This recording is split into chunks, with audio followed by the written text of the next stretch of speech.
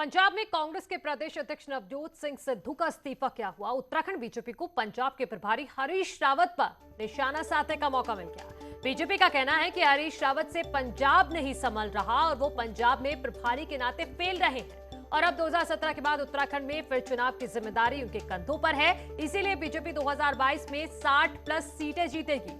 वहीं कांग्रेस का कहना है कि बीजेपी अपना घर संभाले, किसी के सर्टिफिकेट की जरूरत नहीं। बहुत लक्की चार्म है हमारे लिए हरीश रावत जी। उत्तराखंड से पिछली बार विधानसभा चुनाव लड़े, दोनों जगह से हार गए।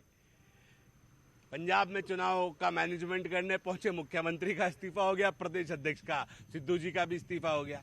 कौन फेल हो रहा, कौन पास हो रहा है, ये हमारी पार्टी का मामला है, अंदरूनी मामला, हम अपने आप देखेंगे। हमें बीजेपी के सर्टिफिकेट की आवश्यकता नहीं है। बीजेपी अपना घर संभाले पहले। श्रीनगर नगर पालिका को नगर निगम बनाने के सरकार के फैसले पर कांग्रेस का गुस्सा थमने का नाम नहीं ले रहा। श्रीनगर में युवा कांग्रेस सम्मेलन में पहुंचे कांग्रेस प्रदेश अध्यक्ष और पूर्व श्रीनगर विधायक गणेश कोदियाल और केदारनाथ विधायक मनोज रावत ने धन सिंह रावत पर राजनीतिक गलत भावना से काम करने का आरोप लगाया और आचार संहिता लगने से पहले श्रीनगर में चुनाव कराने की चुनौती दी। निश्चित रूप में ये राजनीतिक विद्वेष की भावना से उठाया गया कदम है। इसका श्रीनगर नगर पालिका क्षेत्र के विकास से कोई तात्पर्य नहीं है। इनका मकसद सिर्फ उनको पद से हटाना है। मैं चुनौती देता हूं धन सिंह रावत जी को कि स्वागत है वो नगर पालिका को नगर निगम बनाएं, स्वागत है, लेकिन 1 महीने के अंदर आचार संहिता लगने से पहले 1 महीने के अंदर नगर निगम का चुनाव कराएं।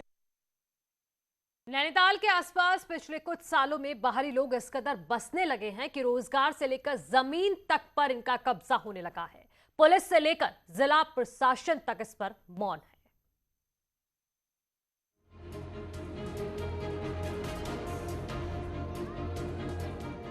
नैनीताल शहर में जमीनों पर अवैध कब्जा हो रहा है। जी हां, खुफिया एजेंसियों ने कुछ ऐसा ही आगाह किया है। नैनीताल में अवैध कारोबार शुरू कर यहां रामपुर, मुरादाबाद, बंगाल, स्वाद, दड़ियाल, बिजनौर, सहारनपुर के लोग शहर की जमीन पर अवैध कब्जा भी कर रहे हैं। टैक्सी, घोड़ा, नाव, टूरिस्ट गाइड पर बाहर से आए विशेष समुदाय के लोगों ने अपना एकाधिकार बना लिया है और स्थानीय लोगों को काम भी करने नहीं दे रहे। एक विशेष संप्रदाय के लोग बसने लगे हैं, तो उससे क्या है कि हमारी जो संस्कृति है वो तो डैमेज होगी ही होगी और जो हमारी परंपराएं हैं, जो हमारी अध्यात्म है, वो भी खत्म होगा। कहीं ना कहीं मुझे ऐसा लगता है जिस प्रकार कश्मीरी पंडितों का हाल हुआ था वैसा ही उत्तराखंड का ना हो जाए। दरअसल बाहरी लोग रेहड़ी पटरी लगाने के नाम पर दाखिल हो रहे हैं, जिसके बाद शहर के कृष्णापुर, बारापत्थर, हरिनगर, सूखाताल, CRST स्कूल के पीछे वाले इलाकों में अवैध मकान भी रातों रात खड़ा कर रहे हैं। सिर्फ नैनीताल शहर ही नहीं, बल्कि खुरपाताल, पंगूट, रामगढ़, मुक्तेश्वर की जमीनों पर भी इन लोगों की नजरें हैं।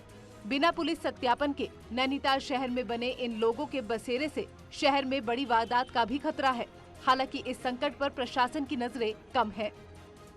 हम लोग इसमें एक वृहद तरीके से एक सत्यापन का अभियान चलाया जाना ज़रूरी है कि जो उनके आई कार्ड्स बने भी हैं उनको भी हम लोग सत्यापित करेंगे। अगर उसमें कोई मूल निवास लिखा गया है तो वहाँ के संबंधित थाने से भी उसके बारे में जानकारी करके एक प्रॉपर सत्यापन उसमें किया जाए कि जो इनके आई कार्ड्स बने हैं वो सही बने या नहीं बने। अगर किसी ने आई कार्ड्स फॉर्ज किए हैं तो फिर IPC की सख्त से सख्त धाराओं में उनके खिलाफ मुकदमा दर्ज किया जाएगा।